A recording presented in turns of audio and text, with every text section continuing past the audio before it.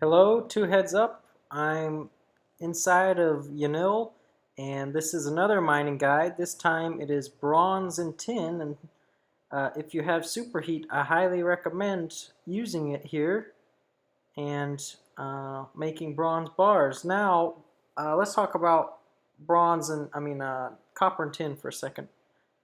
Okay, so if you, depending upon how much you like mining, like if you really like it a lot, you may just be tempted to grind it out in Varrock there when you first start playing, so you'll be low level. So, or you're the guy that's gotten to some combat levels and you just really don't want to train your mining, but you're in a tight place now and you need to train it now.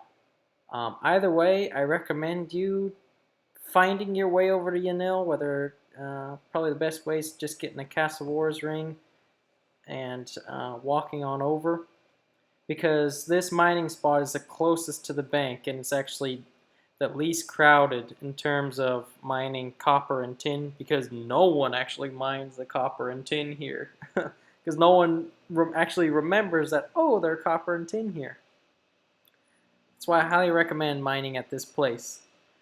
And let's get started. If you don't have superheat, that's fine. I mean, I don't really expect you to have superheat at the level of mining copper and tin.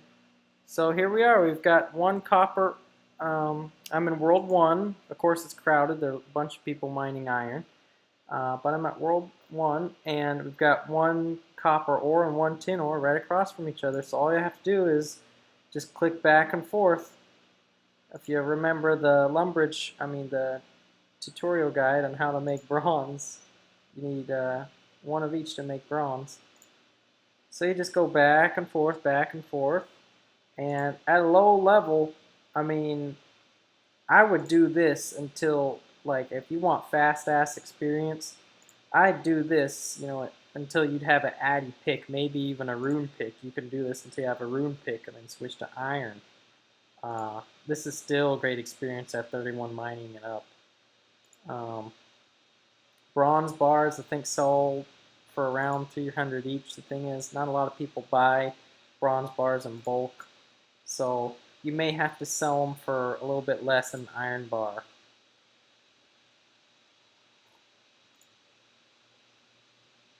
And yeah, if you have a rune pick, obviously, you're not really going to be mining copper and tin.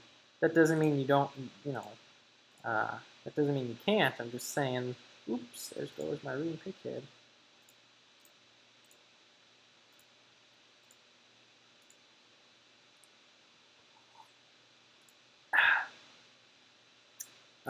But yeah, this is very simple.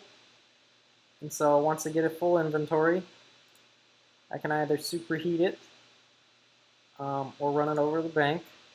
But I'll just run it over to the bank to show you guys just how quick this is, like how close it actually is to the bank, this spot. And it's just like the perfect copper and tin spot. There are like no copper and tin ores like right across from each other like this, like where you can just mine them back and forth. There's always some kind of walking distance. Here it's just right across from each other. It's perfect. Okay, so I'll run down to the bank.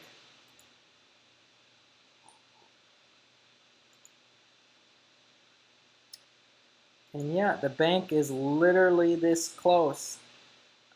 It's fantastic. I thought there was a deposit box here too. Yep, there is. You can even use this deposit box. Let's see. Yep, you can use the deposit box.